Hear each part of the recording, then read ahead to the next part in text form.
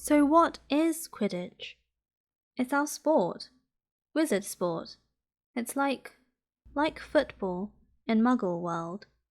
Everyone follows Quidditch, played up in the air on broomsticks, and there's 4 balls. Sorta hard to explain the rules. And what are Slytherin and Hufflepuff? School houses, there's 4. Everyone says Hufflepuff are a lot of duffers, but I bet I'm in Hufflepuff, said Harry gloomily. Better Hufflepuff than Slytherin, said Hagrid darkly. There's not a single witch or wizard who went bad who wasn't in Slytherin. You know who was one. You know who was at Hogwarts. Years and years ago, said Hagrid. They bought Harry's school books in a shop called Flourish and Blots, where the shelves were stacked to the ceiling with books as large as paving stones bound in leather. Books the size of postage stamps in covers of silk. Books full of peculiar symbols, and a few books with nothing in them at all. Even Dudley, who never read anything, would have been wild to get his hands on some of these. Hagrid almost had to drag Harry away from curses and counter-curses, bewitch your friends and befuddle your enemies with the latest revenges, hair loss, jelly legs, tongue-tying, and much, much more, by Professor Vindictus Viridian. I was trying to find out how to curse Dudley. I'm not saying that's not a good idea, but you're not to use magic in the Muggle world except in very special circumstances, said Hagrid. And anyway, you couldn't work any of them curses yet. You'll need a lot more study before you get to that level. Hagrid wouldn't let Harry buy a solid gold cauldron either. It says pewter on your list. But they got a nice set of scales for weighing potion ingredients and a collapsible brass telescope. Then they visited the apothecary's, which was fascinating enough to make up for its horrible smell, a mixture of bad eggs and rotted cabbages. Barrels of slimy stuff stood on the floor, jars of herbs, dried roots, and bright powders lined the walls. Bundles of feathers, strings of fangs, and snarled claws hung from the ceiling. While Hagrid asked the man behind the counter for a supply of some basic potion ingredients for Harry, Harry himself examined silver unicorn horns at 21 galleons each, and minuscule, glittery black beetle eyes, 5 nuts a scoop. Outside the apothecary's, Hagrid checked Harry's list again. Just your wand left. Oh yeah, and I still haven't got you a birthday present. Harry felt himself go red. You don't have to. I know I don't have to. Tell you what, I'll get your animal. Not a toad. Toads went out of fashion years ago. You'd be laughed at. And I don't like cats. They make me sneeze. I'll get you an owl. All the kids want owls. They're dead useful. Carry a post and everything. 20 minutes later, they left Elop's Owl Emporium, which had been dark and full of rustling and flickering, jewel-bright eyes. Harry now carried a large cage which held a beautiful snowy owl, fast asleep with her head under her wing. He couldn't stop stammering his thanks, sounding just like Professor Quirrell. Don't mention it, said Hagrid gruffly. Don't expect you've had a lot of presents from them Dursleys. Just Ollivander's left now. Only place for wands. Ollivander's. And you gotta have the best wand. A magic wand. This was what Harry had been really looking forward to. The last shop was narrow and shabby. peeling gold letters over the door read Ollivanders, makers of fine wands since 382 BC. A single wand lay on a faded purple cushion in the dusty window. A tinkling bell rang somewhere in the depths of the shop as they stepped inside. It was a tiny place, empty except for a single spindly chair which Hagrid sat on to wait. Harry felt strangely as though he had entered a very strict library. He swallowed a lot of new questions which had just occurred to him, and looked instead at the 1,000 of narrow boxes piled neatly right up to the ceiling. For some reason, the back of his neck prickled. The very dust and silence in here seemed to tingle with some secret magic. "Good afternoon," said a soft voice. Harry jumped. Hagrid must have jumped too, because there was a loud crunching noise, and he got quickly off the spindly chair. An old man was standing before them, his wide, pale eyes shining like moons through the gloom of the shop. "Hello," said Harry awkwardly. "Ah, yes," said the man. Yes. I thought I'd be seeing you soon, Harry Potter." It wasn't a question. "You have your mother's eyes. It seems only yesterday she was in here herself, buying her first wand. 10¼ inches long, swishy, made of willow. Nice wand for charm work." Mr. Ollivander moved closer to Harry. Harry wished he would blink. Those silvery eyes were a bit creepy. "Your father, on the other hand, favoured a mahogany wand, 11 inches, pliable, a little more power and excellent for transfiguration. Well, I say your father favoured it. It's really the wand that chooses the wizard, of course." Mr. Ollivander had come so close that he and Harry were almost nose to nose. Harry could see himself reflected in those misty eyes. "And that's where—" Mr. Ollivander touched the lightning scar on Harry's forehead with a long, white finger.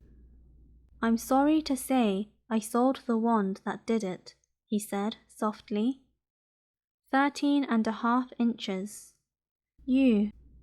Powerful wand, very powerful, and in the wrong hands.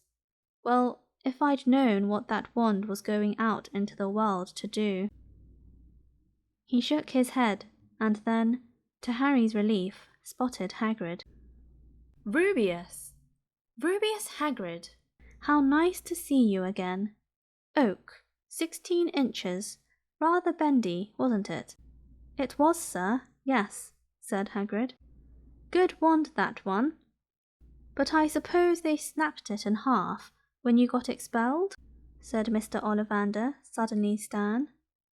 Yes, they did, yes," said Hagrid, shuffling his feet. "I've still got the pieces, though," he added brightly. "But you don't use them," said Mr. Ollivander sharply. "Oh, no, sir," said Hagrid quickly. Harry noticed he gripped his pink umbrella very tightly as he spoke. Said Mr. Ollivander, giving Hagrid a piercing look. "Well, now, Mr. Potter, let me see." He pulled a long tape measure with silver markings out of his pocket. "Which is your wand arm?" Well, I'm right-handed," said Harry. "Hold out your arm. That's it." He measured Harry from shoulder to finger, then wrist to elbow, shoulder to floor, knee to armpit, and round his head. As he measured, he said, "Every Ollivander wand has a core of a powerful magic substance, Mr. Potter. We use unicorn hairs, phoenix tail feathers, and the heartstrings of dragons. No two Ollivander wands are the same, just as no two unicorns dragons, or phoenixes are quite the same. And of course, you will never get such good results with another wizard's wand. Harry suddenly realized that the tape measure, which was measuring between his nostrils, was doing this on its own. Mr. Ollivander was flitting around the shelves, taking down boxes. "That will do," he said, and the tape measure crumpled into a heap on the floor. "Right then, Mr. Potter, try this one. Beechwood and dragon heartstring, 9 inches, nice and flexible. Just take it and give it a wave." Harry took the wand and, feeling foolish, waved it around a bit, but Mr. Ollivander snatched it out of his hand almost at once. "Maple and phoenix feather, 7 inches, quite whippy. Try." Harry tried, but he had hardly raised the wand when it too was snatched back by Mr. Ollivander. "No, no, here. Ebony and unicorn hair, 8½ inches, springy. Go on, try it out." Harry tried and tried. He had no idea what Mr. Ollivander was waiting for. The pile of tried wands was mounting higher and higher on the spindly chair, but the more wands Mr. Ollivander pulled from the shelves, the happier he seemed to become. "Tricky customer, eh? Not to worry, we'll find the perfect match here somewhere. I wonder, now. Yes, why not? Unusual combination, holly and phoenix feather, 11 inches, nice and supple." Harry took the wand. He felt a sudden warmth in his fingers. He raised the wand above his head, brought it swishing down through the dusty air, and a stream of red and gold sparks shot from the end like a firework, throwing dancing spots of light onto the walls. Hagrid whooped and clapped, and Mr. Ollivander cried, "Oh, bravo! Yes, indeed. Oh, very good. Well, well, well, how curious! How very curious!" He put Harry's wand back into its box and wrapped it in brown paper, still muttering, "Curious, curious." "Sorry," said Harry, "but what's curious?" Mr. Ollivander fixed Harry with his pale stare. "I remember every wand I've ever sold, Mr. Potter, every single wand. It so happens that the phoenix whose tail feather is in your wand gave another feather, just one other. It is very curious, indeed, that you should be destined for this wand, when its brother gave you that scar." Harry swallowed. "Yes, 13½ inches. Curious indeed how these things happen. The wand chooses the wizard, remember. I think we must expect great things from you, Mr. Potter. After all, he who must not be named did great things, terrible, yes, but great." Harry shivered. He wasn't sure he liked Mr. Ollivander too much. He paid 7 gold galleons for his wand, and Mr. Ollivander bowed them from his shop. The late afternoon sun hung low in the sky as Harry and Hagrid made their way back down Diagon Alley. Back through the wall, back through the leaky cauldron, now empty. Harry didn't speak at all as they walked down the road. He didn't even notice how much people were gawping at them on the underground. Laden as they were with all their funny-shaped packages, with the sleeping snowy owl on Harry's lap. Up another escalator, out into Paddington Station. Harry only realized where they were when Hagrid tapped him on the shoulder. "Got time for a bite to eat before your train leaves," he said.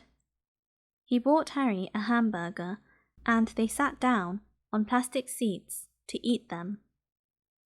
Harry kept looking around. Everything looked so strange, somehow.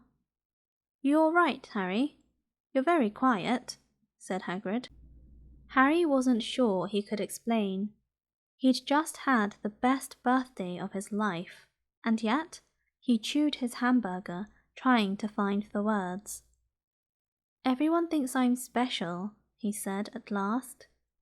"All those people in the leaky cauldron, Professor Quirrell, Mr. Ollivander, but I don't know anything about magic at all. How can they expect great things? I'm famous, and I can't even remember what I'm famous for. I don't know what happened when the night my parents died." Hagrid leant across the table. Behind the wild beard and eyebrows, he wore a very kind smile. "Don't you worry, Harry. You'll learn fast enough. Everyone starts at the beginning at Hogwarts. You'll be just fine. Just be yourself. I know it's hard. You've been singled out, and that's always hard, but you'll have a great time at Hogwarts. I did. Still do, as a matter of fact." Hagrid helped Harry onto the train that would take him back to the Dursleys, then handed him an envelope. "Your ticket for Hogwarts," he said. "1st of September, King's Cross. It's all on your ticket. Any problems with the Dursleys, send me a letter with your owl. She'll know where to find me. See you soon, Harry." The train pulled out of the station. Harry wanted to watch Hagrid until he was out of sight. He rose in his seat and pressed his nose against the window. But he blinked, and Hagrid had gone.